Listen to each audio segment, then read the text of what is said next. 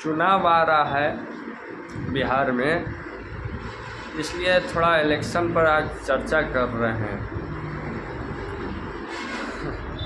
BJP का नारा है कि कटोगे तो बटोगे, समझ रहे हैं ना। मतलब कह रहा है कि पूरा हिंदुत्व एक हो जाओ और हमें जिताओ। और कांग्रेस का यह नारा नहीं है कि कटोगे तो बटोगे।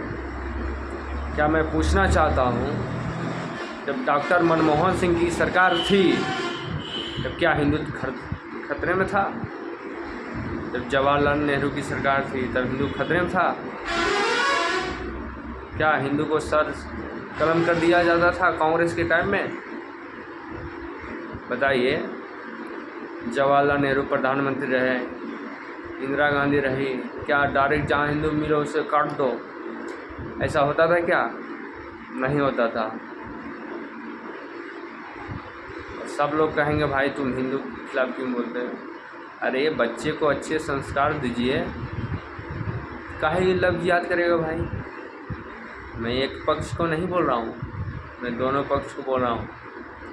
मुस्लिम भाई और हिंदू भाई सब भाई भाई है। रघुपति राघव राजा राम, सबको सम्मति दे भगवान। समझ रहे हैं? गांधी जी कहा था, ये धरती गांधी की है, यहाँ आंदोलन होता है तो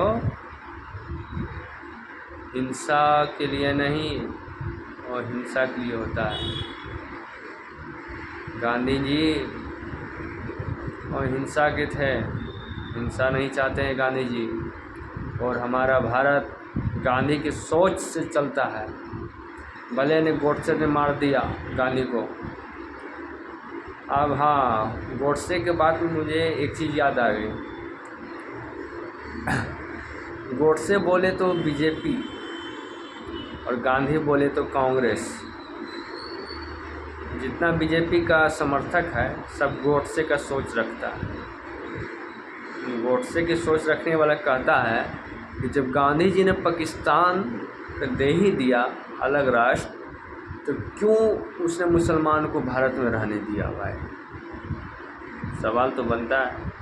जब मुसलमान को अखंड भारत, अपने भारत देश से प्रेम नहीं था, उसने अपने समुदाय के लिए एक अलग राष्ट्र मांग लिया, तब गांधी जी ने क्यों उसे एक राष्ट्र दिया? अखंड भारत में पाकिस्तान था, रहता, पाकिस्तान को क्यों अलग कर दिया? सोचने वाली बात है, सोचने वाली बात है।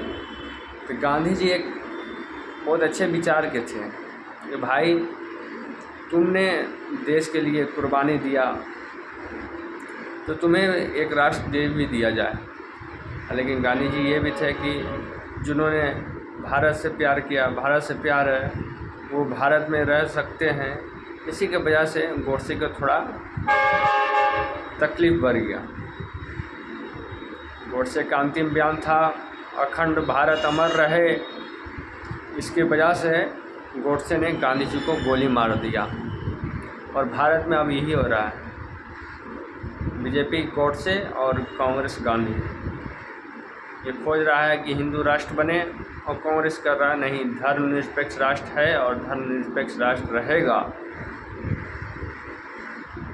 जब मैंने 1576 हल्दीघाटी युद्ध अकबर और महाराणा प्रताप का पढ़ा, तब पता चला कि अकबर का सेनापति मान सिंह था और महाराणा प्रताप का सेनापति खान था, जो कि मुस्लिम था।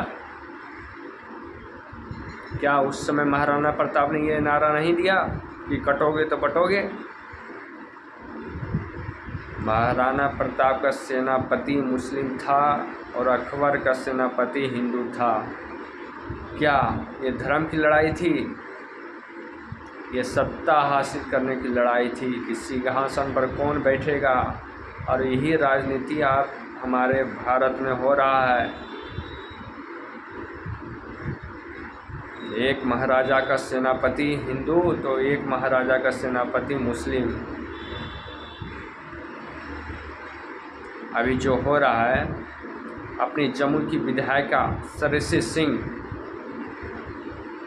पटनेश्वर जो मंदिर है किली नदी पास लगभग 10 करोड़ का परियोजना से शिलान्यास की।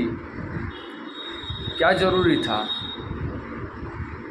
मंदिर जो था पहले जैसा था ऐसा ही रहने देते। ये 10 करोड़ का शिलान्यास जो हुआ था तो वो पैसा सदर अस्पताल में अगर लगा देती तो कितना अच्छा रहता। आप कहोगे भाई सिर्फ मंदिर पर ही क्यों बोलते हो? अरे भाई सरकार है हिंदुत्व का, मस्जिद का थोड़ी ना बना देगा, तो मंदिर ही पर बनाएगा बीजेपी वाला ताकि हिंदू का वोट मिले। और बाबू मंदिर से नया मिल जाता तो न्यायालय नहीं होता, समझ रहे हो? जब कोई परेशानी आएगी ना तो कानून का ही याद आएगा। सरस्वती को पूजते हैं हम, आस्था है, लेकिन सरस्वती का पूजने का मतलब ये नहीं है कि भारत के सभी स्कूलों को बंद कर दिया जाए। जाके देखिए कितना स्कूल बंद हुआ है बीजेपी की सरकार में, बच्चे रो रहे हैं पढ़ने के लिए। जमुई सदर अस्पताल में न CT स्कैन की व्यवस्था है, न अल्ट्रासाउंड की व्यवस्था है, जर्जर हो गया है, कोई उपचार ही नहीं होता है। सलाइन जो हो रहा है ये एक्सपायर वाला हो रहा है, न्यूज़ में भी सुने होंगे। जाके देखिए झारखंड देवघर सदर अस्पताल CT स्कैन की व्यवस्था है। क्या जम्मू की सदर अस्पताल में व्यवस्था नहीं किया जाए? गरीबों की सरकार नहीं है ये बीजेपी। भूखमरी सूचकांक में भारत का लेवल गिरते जा रहा है। ये सब अनभक्त सवाल नहीं करेंगे। गरीब मिडिल वर्ग के लोग कहाँ परेशान ज़्यादा होते हैं? स्वास्थ्य, शिक्षा। क्या जम्मू में अगर अभी CT स्कैन, अल्ट्रासाउंड, MRI व्यवस्था कर दिया जाए कम पैसों में, क्या गरीब आदमी का पैसा नहीं बचेगा? लेकिन ये सब तो करेंगे नहीं। चलिए, मेरी बातों से जिसे भी बुरा लगा मैं क्षमा मांग रहा हूँ। जो सच बात था वो मैं आप लोगों के बीच रखा। बाकी आप लोग क्या टिप्पणी देते हैं इसका मुझे इंतज़ार रहेगा।